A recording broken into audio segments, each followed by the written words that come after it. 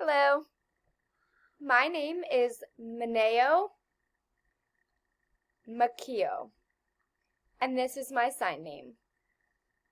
I'm from Japan. I want to explain a little bit about myself and my family. My family is, some people would say we're a part deaf family. We're half and half because my grandparents are hearing, but when I was a baby, they divorced. So my mom and my grandma and grandpa, they're hearing. Well, my mom is deaf. My grandparents are hard of hearing, and I am deaf. In my family, we have two hearing people. So how do we communicate? Well, we read lips. Growing up, I practiced every day. About 3 hours I would practice. I would read lips, and she was really patient. And she would give me treats, and every time I practiced,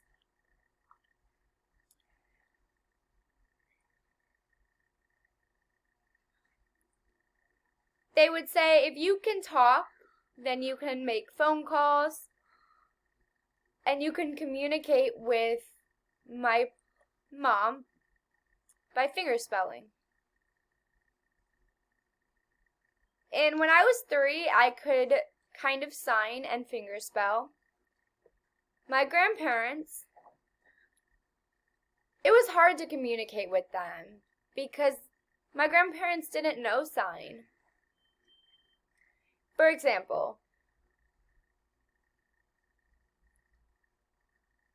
I had no idea, but they would tell me that, and I'd try to communicate, but I told them they should learn sign. When I was in elementary school, my mom grew up in a deaf school. So it was weird that I didn't go to a deaf school, but I realized why. Elementary education was not at the deaf school. But the education was low, which was pretty frustrating because I couldn't enter, so I was shocked.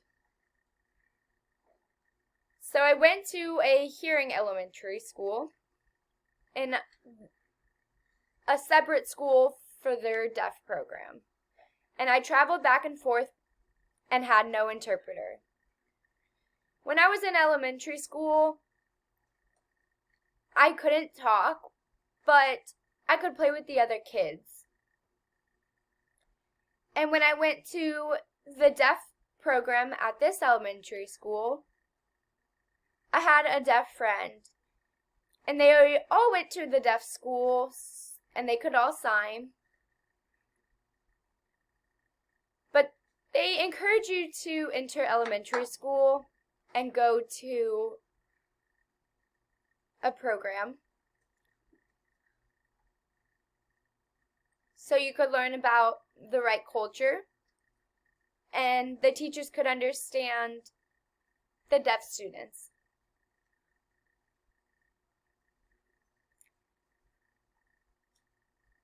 If I didn't understand math at the hearing school, because the teacher would turn and face the board to write while she was talking,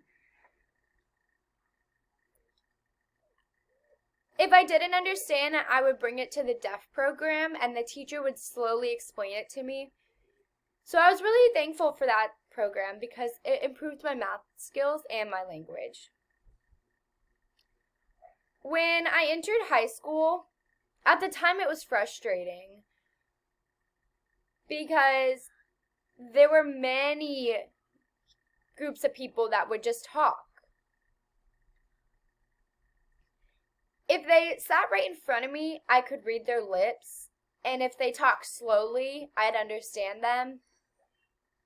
But when there were so many people surrounding me, it was overwhelming.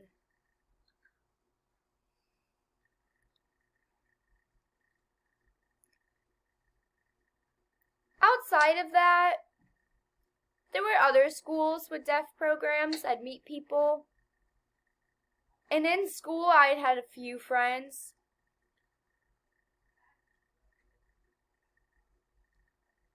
But I was happier when I could go meet other deaf people. In high school, I grew to be proud of my deafness. But communication was not easy. Some friends knew to look right at me, but some people called me stupid. So, in high school, I started to feel more comfortable. When I graduated high school, I entered VCO.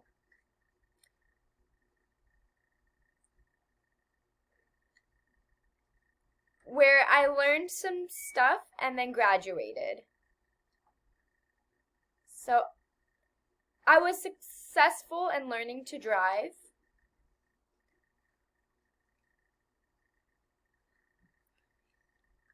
So in the morning, I would type some stuff up, and my boss would make me type up papers. So I can't use Word, I can't use Excel. I was shocked. I would just keep typing.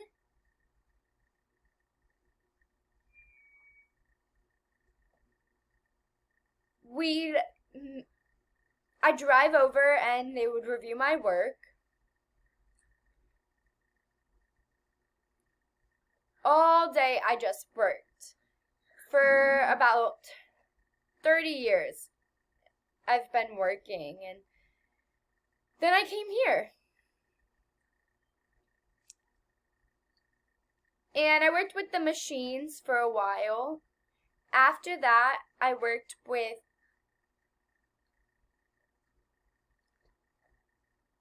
at a school with both deaf faculty and hearing faculty. Because I can sign, I can understand deaf people. So there was a lot of something. In order to communicate, we would write and sometimes read lips. When I would go to appointments, I could use my voice to communicate. But there were some people where it was more natural to sign.